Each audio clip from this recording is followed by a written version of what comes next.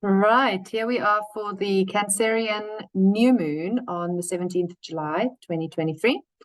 And we're going to have a little look at what that entails. And for me, there is a deep underworldy feel about it on several different fronts. And you'll remember that when we see things in astrology more than once, the more times we see it, the more likely it is that something around whatever it is we're looking at is going to come through. So this new moon is happening at 24 degrees of Cancer. Here, the sun and moon are 24 degrees of Cancer, and they are opposite Pluto at 29 degrees of Capricorn. So we can already see Pluto's obvious impact on the moon through this kind of oppositional energy. And remember that Cancer is the sign of sort of nurturing and mothering, and Capricorn is kind of more fathery energy, where it's more building the business, the reputation. Both of them have quite a traditional energy to them, Cancer and Capricorn, but of course they're both cardinal signs, and they both want to take charge and lead the way in a different way. So you might look at that as Cancer is the energy that wants to lead in a sort of sensitive, nurturing, maternal kind of way, like feed the problem, make sure that you're warm and safe.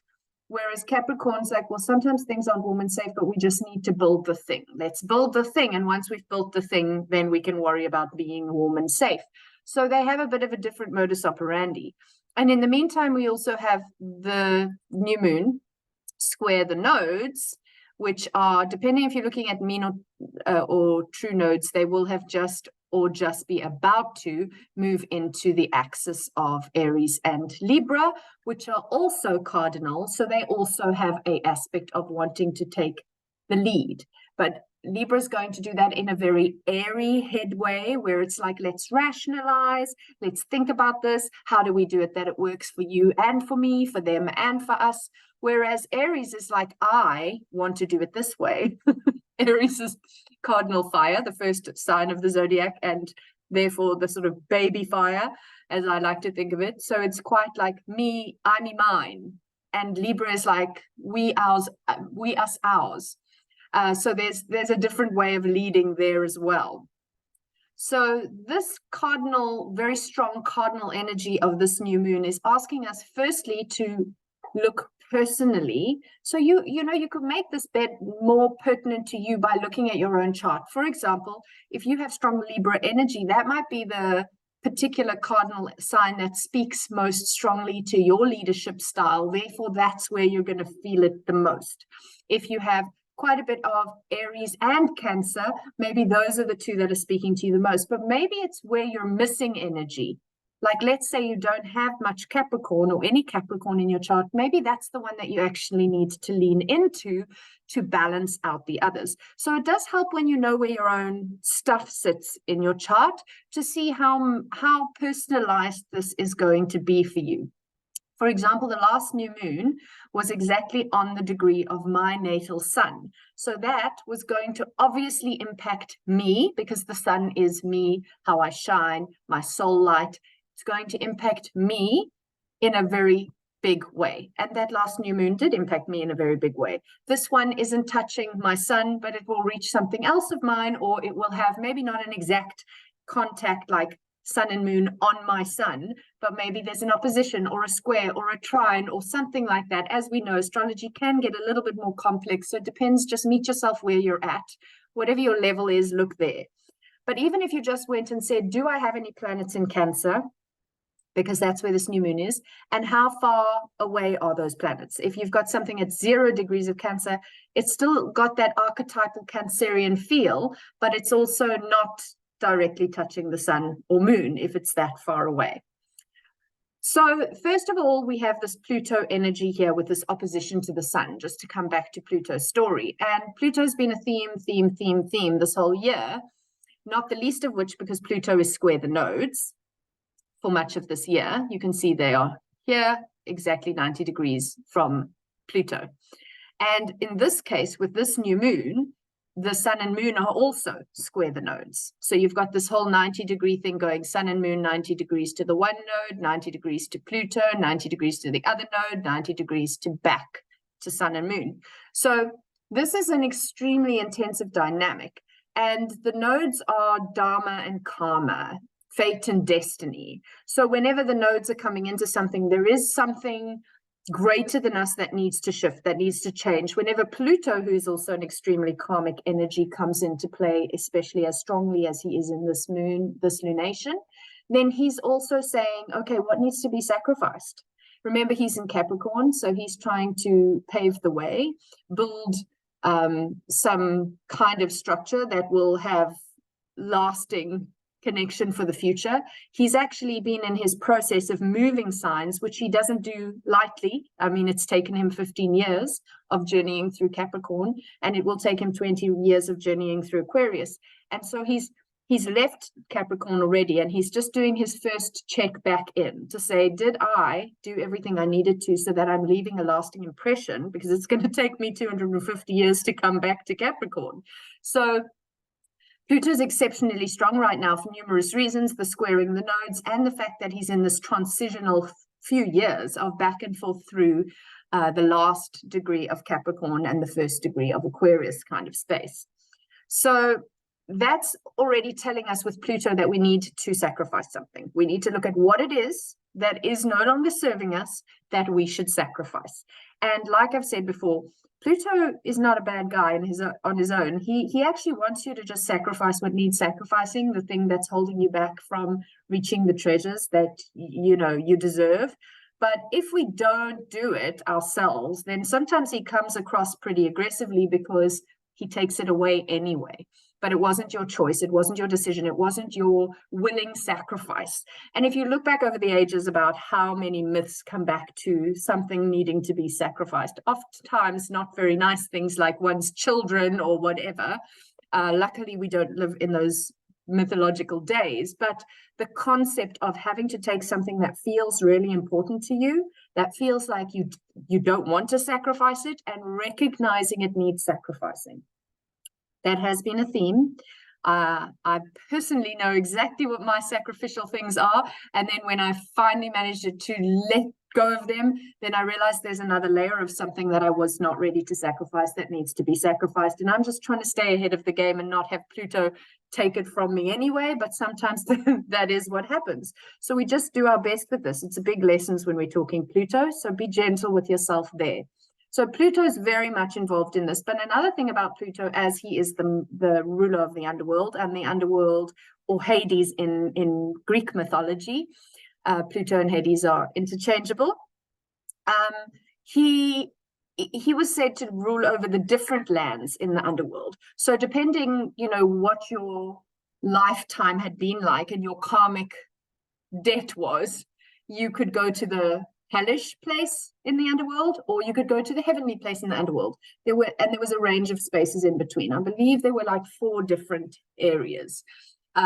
So when it comes to Pluto or Hades, another important kind of underworld experience that we can see about to be embarked upon in this lunation, because we're obviously talking about this Cancerian moon, is that Venus is about to go into the underworld. She's about to embark on her underworld story. And I did do a Venus reading, so go and check that out. I'll put the link below this. If you want to know a little bit more about Venus's Leo journey, because she's about to do that. In this lunation, she has come to the degree, 28 degrees of Leo, where she is about to stop and turn around. And the degree at which a planet stations retrograde or stations direct is where they are at their slowest, and it's where they are digging the deepest. So again, here you would want to look at if you have anything between 28 and 12 of Leo, because that's the retrograde process. But check that other video out if you want to look into that. And going back in cycles of 8 years ago, 8 years prior, 8 years for your Leo retrograde phases. For example, Leo would be in my first house. So this is going to be quite an intensive Leo process for me personally. Therefore, I want to look back 8 years and go, how did that go for me last time? And 8 years before that, how did that go for me that time? So I have, it will always be different, but I will have an understanding of what it is that Venus retrograding in Leo is trying to teach me, as far as I am able to do that, which is, of course, never everything that you think it is. There's always going to be more to it than you can possibly realize, I am finding. Okay. So, where are we? Okay, sorry, I just had to have a quick sip of my tea.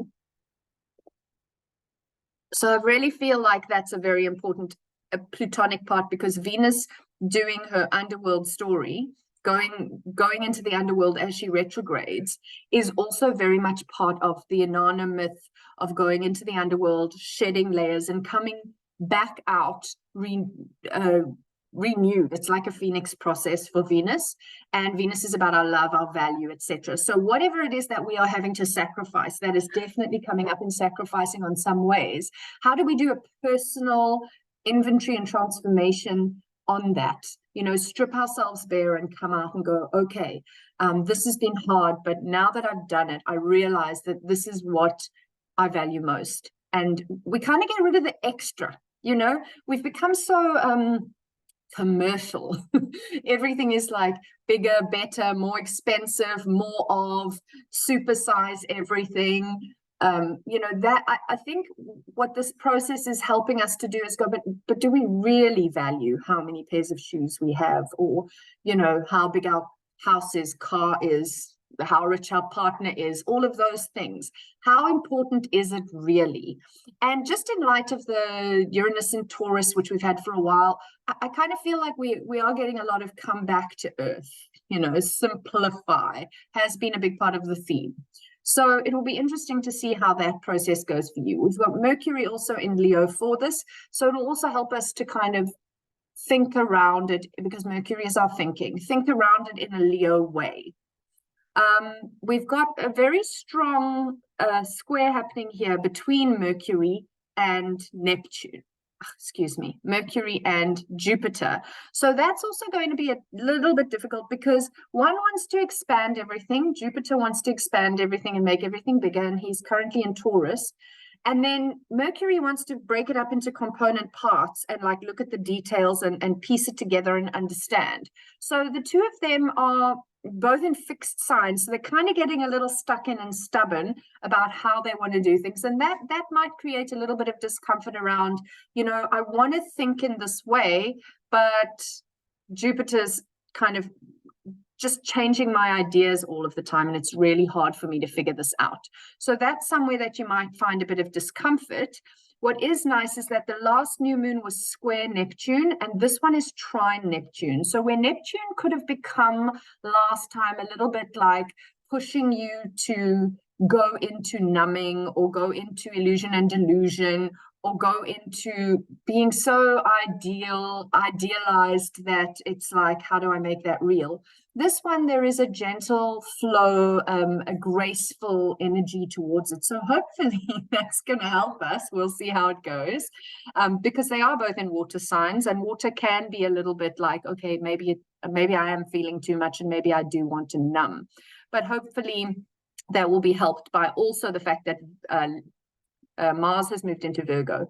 And although Mars is, maybe it's not his favorite place to be, but at least in Virgo, he can write a list and get things done. And he's a doer, so he's going to be quite strategic and analytical, and he's going to focus on how to get things done that need to get done. And that might just help us where there's strong water in this particular month, particular new moon, because it's a water new moon, and we've got that Pisces and Saturn and Saturn retrograding in a water sign.